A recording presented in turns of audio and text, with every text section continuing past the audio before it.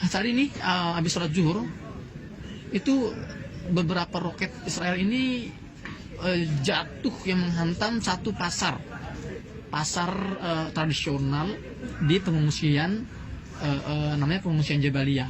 Itu jaraknya dari sini, dari tempat saya berada itu cuman sekitar 5 menit lah kalau naik mobil, dekat sekali tuh. Itu dibombardir dan dalam satu waktu 50, bayangkan 50 warga sipil terbunuh. Dan korban-korban terbunuh itu dibawa ke sini, ke rumah sakit. Dan saya menyambut, saya melihat, bahkan saya sholat jenazah saat itu. Saking banyaknya korban yang datang ke sini, itu ruang jenazah itu nggak cukup. Ya, jadi mayat-mayat itu digeletakkan di jalan-jalan, di trotoar, ada juga yang di rumput. Seorang anak usia 6 tahun yang saya tanya itu orang tuanya, namanya itu Diab Abul Bait. Ya, Diab Abul Bait itu terpaksa dikafani dan diletakkan di atas rumput karena ruang jenazah tidak mampu menampung jumlah korban yang datang sebegitu masifnya, gitu ya. Nah, juga selain masjid, mereka juga mentarget tadi pasar, kemudian juga mereka mentarget bahkan perkantoran, juga mentarget sekolah-sekolah ya. Ini dunia bungkam gitu loh. Kalau bukan kita yang menyuarakan, siapa lagi teman-teman? Ini sudah saatnya kita semua buka suara lah. Kita nggak boleh diam. Kita nggak boleh diam di depan sebuah kejahatan, karena diamnya kita di depan sebuah kejahatan adalah sebuah kejahatan. Ya. Dan korban yang tadi saya sebutkan itu teman-teman, ya 560 korban tewas atau korban meninggal dari kalangan Gaza ini akan terus bertambah angkanya, melihat banyak korban-korban yang masih belum bisa dievakuasi dari reruntuhan rumah yang hancur. Sementara sampai sedetik ini itu dentuman bom masih terus terjadi, serangan-serangan udara belum juga selesai, masih terus menghujani sejumlah wilayah di jalur Gaza. Dan korban luka juga kemungkinan masih akan bertambah, dan kita juga belum melihat masih akan adanya tanda-tanda akan berhenti. Bahkan ya yang kita dengar itu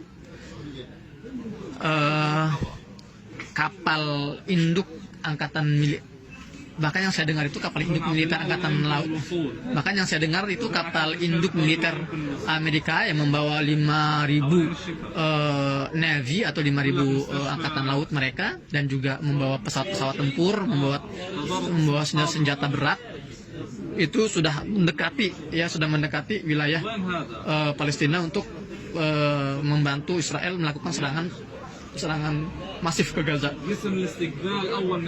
Berita juga saya baca tadi pagi, 300.000 tentara cadangan Israel itu sudah dipanggil untuk bersiap siaga memasuki wilayah jalur Gaza secara darat, gitu kan. Ini benar-benar akan sangat berat sekali teman-teman ke depannya. Kita nggak tahu bagaimana nasibnya. Untuk pasokan logistik sudah dihentikan oleh Zionis, ya, perbatasan sudah ditutup, listrik juga sudah ditutup. Jadi kita sekarang lagi krisis listrik ini.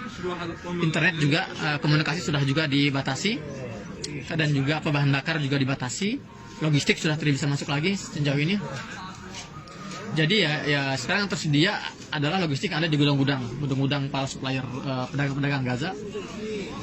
Artinya memang akan ada genosida, akan ada pembantaian besar, dan kami juga sudah dihubungi oleh pihak KBRI untuk segera dievakuasi. Namun saya belum dengar ya, dapetnya itu nggak jauh tuh.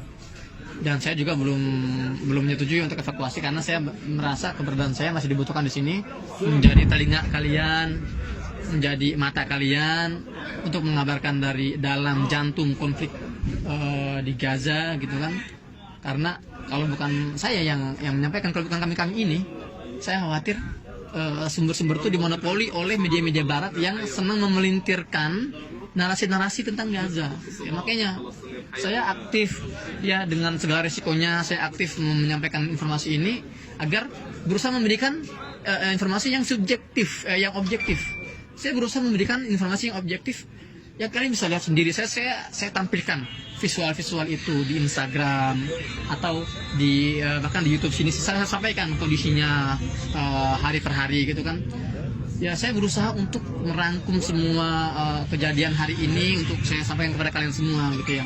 Meskipun ya saya tahu ya, resikonya tidak sembarangan, resikonya nyawa kita. Tapi inilah sebuah perjuangan. Amin dan bebas. Yes, sir. What is yes? Ya, resikonya besar. Maka dari itu teman-teman, saya berharap kolaborasi antum semua. Ya, kalau saya di sini istilahnya mempertaruhkan nyawa kami, ya antum di sana hanya mempertaruhkan apa sih? Jempol-jempol antum lah. Mungkin capek sedikit tapi nggak apa, yuk kita share video-video ini gitu kan. Dan juga tidak lupa saya ingin mengajak teman-teman semua untuk terus berdoa, memanjatkan doa di setiap sholat antum semua, untuk kita semua di sini. Doakan agar para pejuang-pejuang yang masuk ke wilayah perbatasan luar itu, ke wilayah Zionis itu, semoga Allah kuatkan, Allah berikan bantuan dari langit, dan semoga Allah berikan kesabaran ekstra gitu kan. Dan itu harus tahu teman-teman, para pejuang Gaza yang merangsak masuk ke wilayah Israel itu mereka sudah mempersiapkan diri nggak akan kembali gitu. Jadi mereka seperti kami cek gitu ya. Ya tapi ya alhamdulillah sebagian mereka ada yang berhasil kembali ke Gaza dengan membawa berbagai tawanan, banyak tawanan gitu kan. Itulah perjuangan mereka dengan darah, dengan nyawa. Ibu-ibu di Gaza juga mengorbankan anak-anaknya ya yang terkena bom, suaminya yang terbunuh. Pengorbanan antum nggak banyak teman-teman. Doakan, bantu share semua kabar-kabar ini. Jangan mau dunia berita ini dimonopoli oleh media-media barat yang memang sengaja menyebarkan Islamofobia dan sengaja membuat narasi-narasi yang rancu dan dungu gitu kan, yang akhirnya dimakan oleh para buzzer Zionis hidung pesek seperti Abu Janda di Indonesia, dan akhirnya didengar oleh sebagian masyarakat Indonesia gitu loh.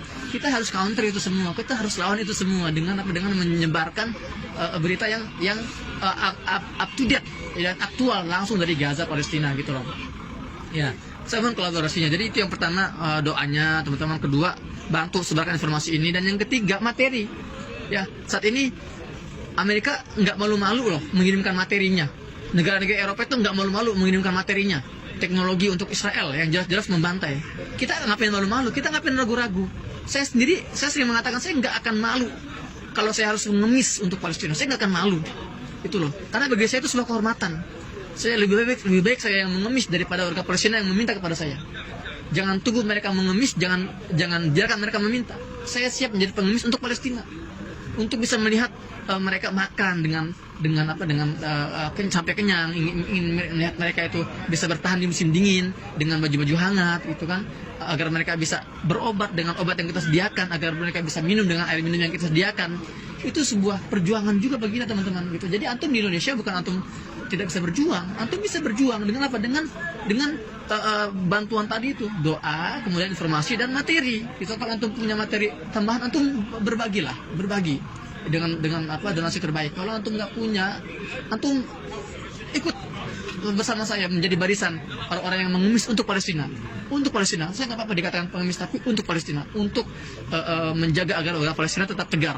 Ya, mereka ini orang-orang terhormat yang sedang mempertahankan kehormatan kita semua. Mereka ini orang-orang pemberani yang sedang mempertaruhkan nyawa mereka untuk kehormatan kita semua umat Islam. Jadi saya nggak tega kalau melihat mereka harus datang mengetuk kantor kami minta-minta, enggak. Biar saya mengemis dan saya akan langsung terjun ke lapangan untuk mendistribusikan bantuan-bantuan yang mereka butuhkan. Itu teman-teman ya, kita dengar ya, bombardir masih sangat jelas kita dengar. Ya Allah, ya Allah. Ya teman-teman, demikian untuk update hari ini, semoga bermanfaat. Saya dari Gaza, Muhammad Hussein melaporkan. Jangan lupa share video ini. Assalamualaikum warahmatullahi wabarakatuh.